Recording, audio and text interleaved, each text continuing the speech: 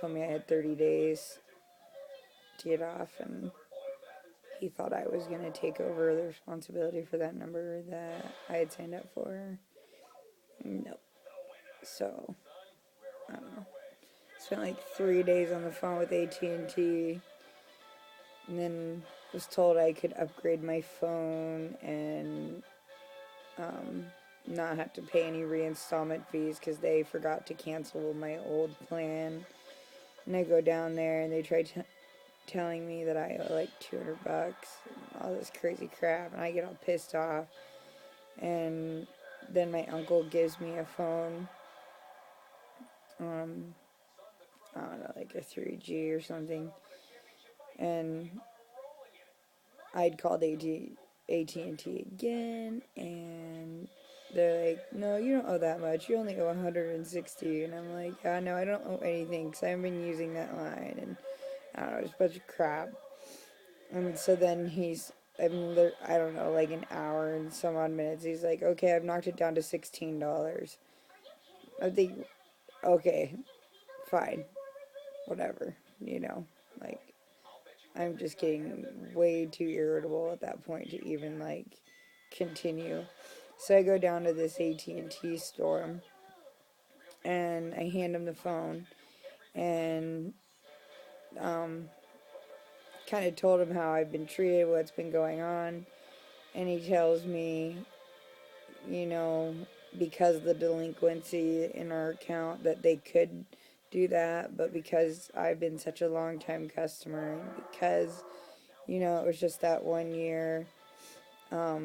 They could have easily just said, oh, it's fine. And he's like, but that's what I'm going to do. So he gave me the upgrade. He took off all charges, even that $16. He even gave me a credit of like $12. I don't really know where the $12 came from. But for a couple of days, I had to use that phone that my uncle gave me, which, like, total old school. And, like, just to send a text message, like, it took 3 to 5 minutes. So it's so weird how attached we become to our phones. Like, I'm like, can't make my YouTube videos, and I can't send a text message. I'm so bored. So anyway, that was pretty cool. And then obviously it was Christmas, and I think I've also mentioned this in my old videos.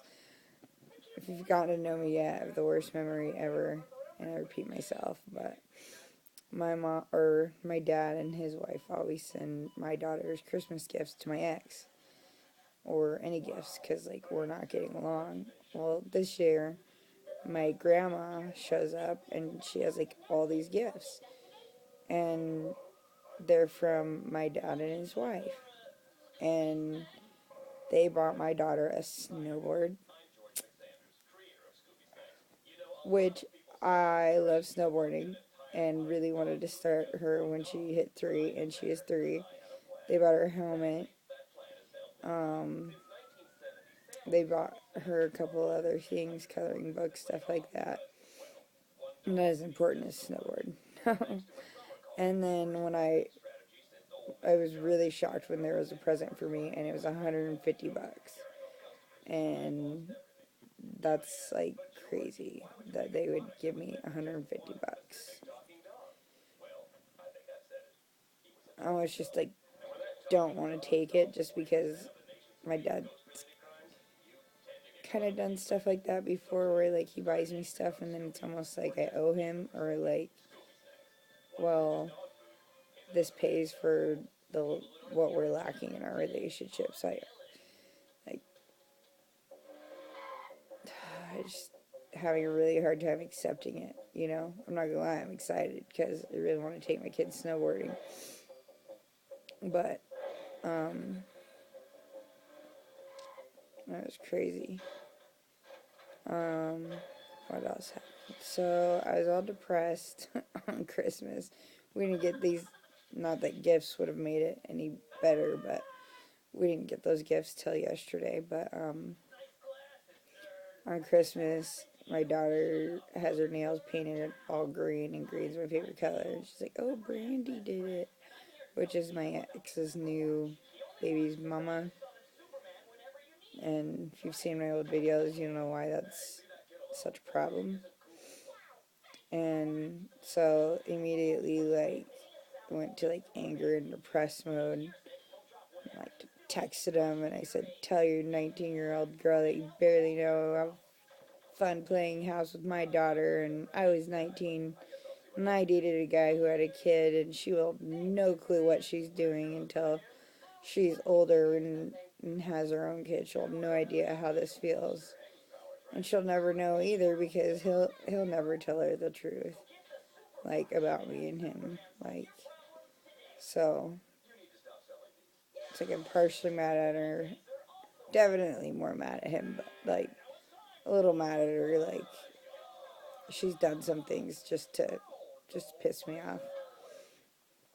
And but then we went and hung out with my aunt, who was pretty cool. I was really nervous about that, and it ended up going well. And Harmony had a blast playing with her cousins. But by the time we got home, I was just like super stressed out and super overwhelmed and feeling depressed because, like, when I picked up my daughter from my ex, like, he does a sad little puppy face. I should make Christmas. Like, I'm so sad. And I'm just like, fuck you. Fuck you. You put yourself in this situation. So, um, wow. I totally just got, like, I get so mad talking about him.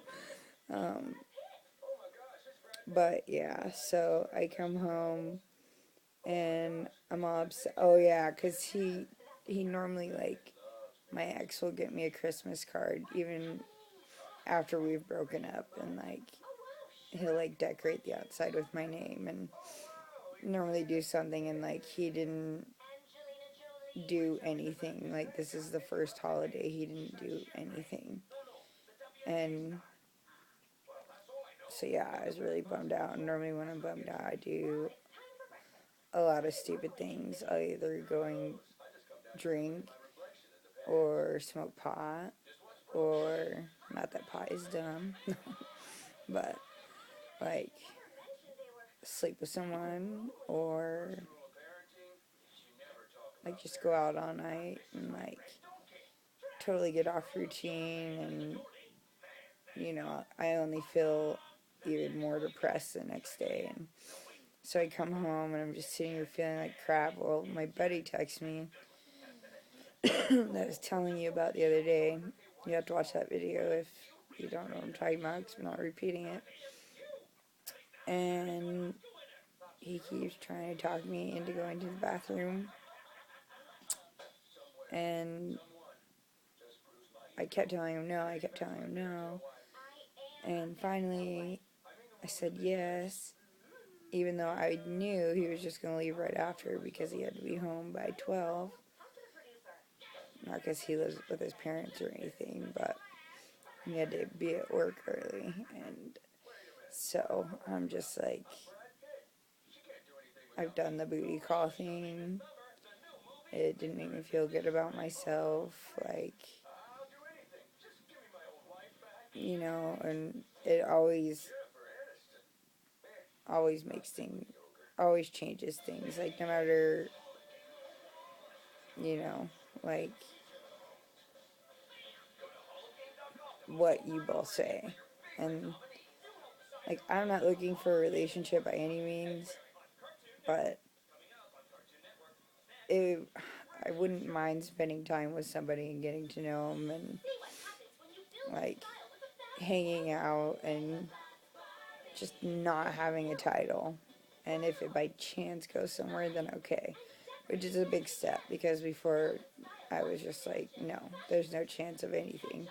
So, like, don't even get your hopes up. And it's like I'm just sick of wasting my time with all these guys I know, like, either I'm never going to care about, or I'm never going to trust, or whatever. But did I did do it. I went into the bathroom. Did it anyway. like, I don't know, just had a weak moment, you know? I was just feeling like shit from the holidays and feeling alone, and it did kind of make me feel a little worse because it made me feel like this is all that I'm freaking worth. Like, you know, guys always, like, I'm not even shitting you, always, like, end up telling me they love me. Every guy I've hung out with.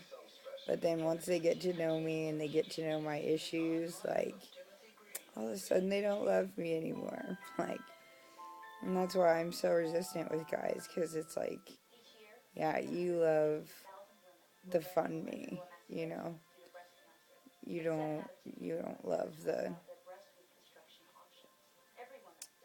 I don't know, I guess my illness, which I don't love my illness, but like, you don't love me once you know about it and you see what my daily battle is. Like, most guys just get to know the, hey, let's go build a fire. It's 2 in the morning. Let's sleep under the stars and nothing but a sleeping bag, girl. Which is me, but like, you know, there's another part of me that's like, probably should have taken her medicine at 8 or 9 o'clock and not stayed out till 2. Like, and that's what's shitty is I feel weighed down. I feel like I can't be who I want to be. And so, I don't know. I always, like, I have this girlfriend and she, like, cannot find a guy. I was always like, you will find him when you're least looking. Just quit putting so much pressure on it. Quit worrying about it. And I don't know, maybe it's part of my weakness of not liking to be alone. I don't know what's going on with me, why I feel like I need a guy so bad right now. But anyway, so, and I'm mad because I broke my, well, I feel like I haven't slept with anyone in 6 months because I did sleep with my ex, but it doesn't feel the same just because I had a kid with him, and it was only 3 or 4 times. But like, other than that, I haven't kissed, like, done nothing. So kind of like, man, I want to see how far I can make it. But um, I don't know.